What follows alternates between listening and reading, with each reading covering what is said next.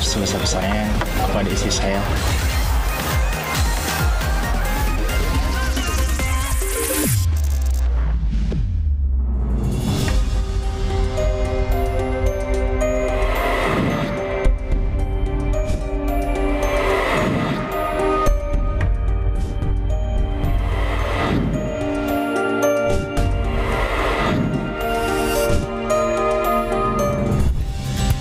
Roda kehidupan manusia memang tak pernah bisa ditebak. Begitu pula nasib sejumlah artis yang terlahir dari keluarga dengan keterbatasan ekonomi. Namun berkat perjuangan, roda kehidupannya pun berputar dan membawa mereka ke puncak kesuksesan. Berikut sederet artis yang dulunya hidup miskin dan sekarang tajir. Ayu Ting Ting memang bukan terlahir dari keluarga berada. Pemilik nama asli Ayu Rosmalia ini memulai karirnya jadi penyanyi dangdut keliling dari hajatan ke hajatan saat usia 14 tahun. Tampil dari pagi sampai tengah malam, Ayu mendapat honor sebesar Rp250.000. Uang itu dipakai untuk biaya sekolah. Ayu mengenal dangdut sejak usia 4 tahun.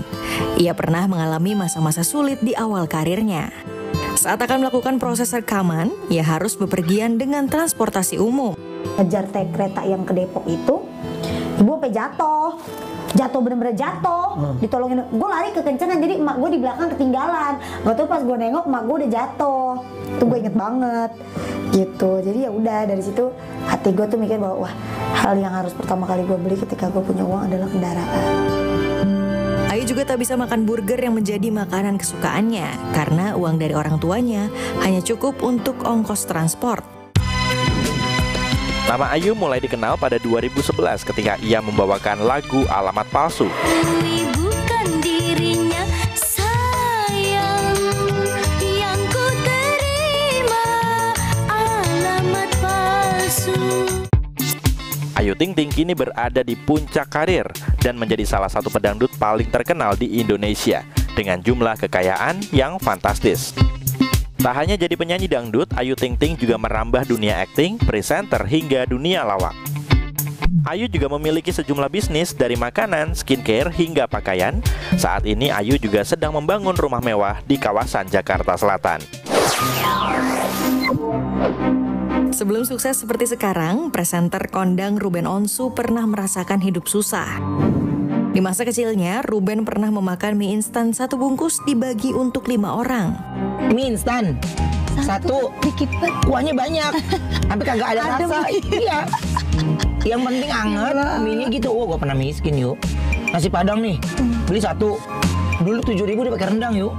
bagi-bagi tuh satu rendang. Bukan bagi-bagi lagi, nasinya tambahin, minta bumbunya yang banyak. Di situ baru.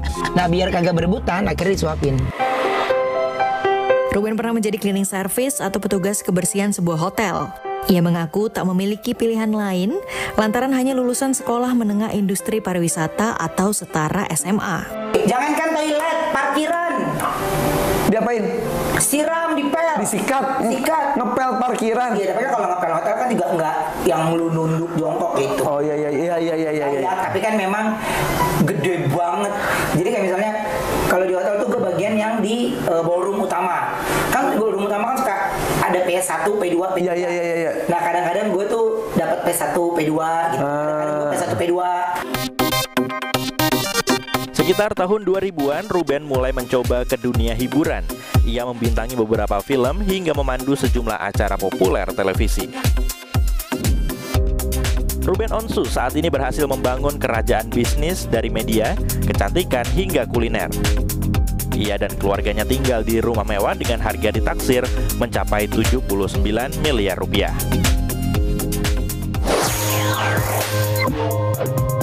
Penyanyi kondang asal Pati, Jawa Tengah, Soimah Pancawati terlahir dari keluarga miskin.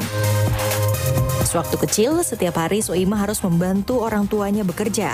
Orang tua Soimah bekerja sebagai nelayan yang membuat ikan pindang, ikan asap, dan ikan asin. Dari SD aku udah kerja keras, Pak. Ya, pulang sekolah itu sering aku nangis karena ikan udah banyak. Terus pokoknya ngolah ikan tuh sampai jam 1 pagi kayak gitu. Jadi nggak ada waktu bermain. Bahkan ibuku tuh sekolah tuh nomor 2 waktu itu. Ekstrakurikuler jarang berangkat. Jadi teman-teman berangkat ekstrakurikuler, saya nata ikan gitu Pak sambil nangis.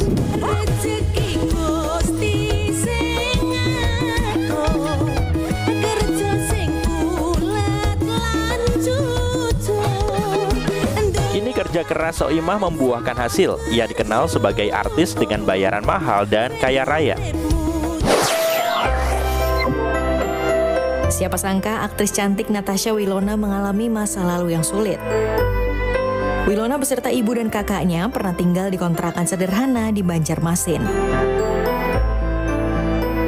Wilona bahkan tidak mampu membeli buku dan memakai seragam bekas. Pesinetron kelahiran 15 Desember 1998 ini mengikuti berbagai perlombaan sebagai model, hingga ikut casting iklan, sinetron, dan film. Saat ini Wilona telah berhasil mencapai kesuksesan besar sebagai artis. Ia juga membangun bisnis dari restoran hingga studio pilates. Wilona saat ini tengah sibuk mengembangkan multi-platform media bernama I Will Network.